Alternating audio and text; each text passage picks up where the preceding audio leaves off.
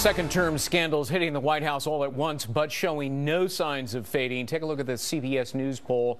A majority of Americans believe the administration is mostly hiding something regarding the terror attack on the U.S. consulate in Benghazi. So let's bring them back in.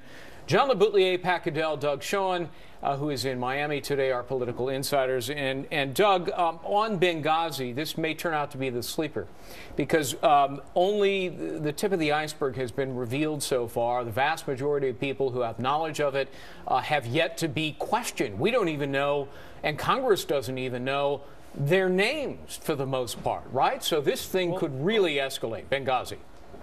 Well, that's exactly right. And as Pat has said in the past, and he's right, the Watergate scandal took a while, about a year and a half to fully play out. Benghazi has more unanswered questions. Where did the talking points come from?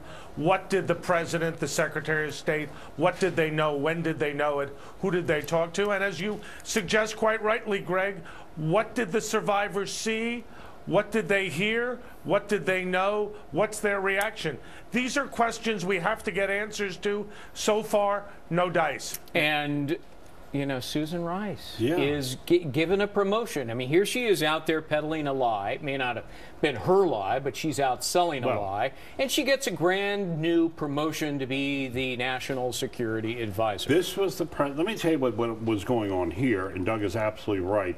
By the way, it is Benghazi, according to the Journal poll, that is most affected. People see Obama personally most involved. Right. That's the danger of it.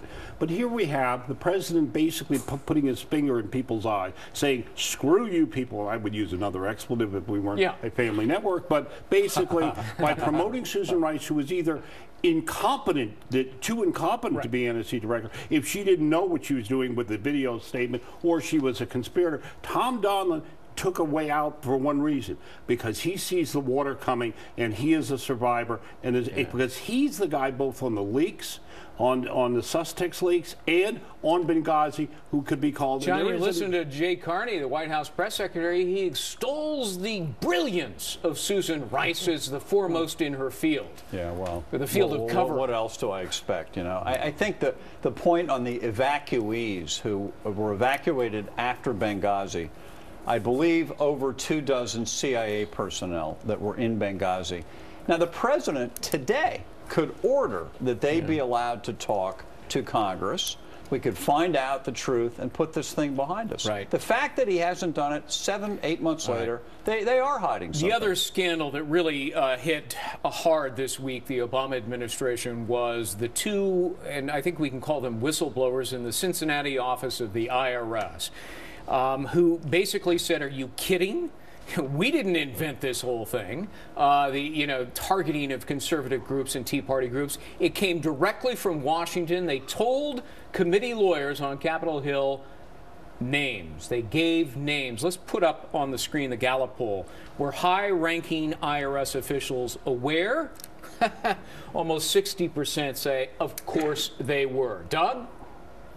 Well, look, Greg, we have a couple of huge issues. First, who ordered this unprecedented look at conservative groups? We don't know. I strongly suspect, as the American people do, it was high-ranking IRS people. The other thing, Greg, and you're alluding to it, is you had Douglas Shulman, the then director of the IRS, in the White House, what was it, 157, 158 times? Yeah. And he met with Stephanie Cutter, deputy campaign manager.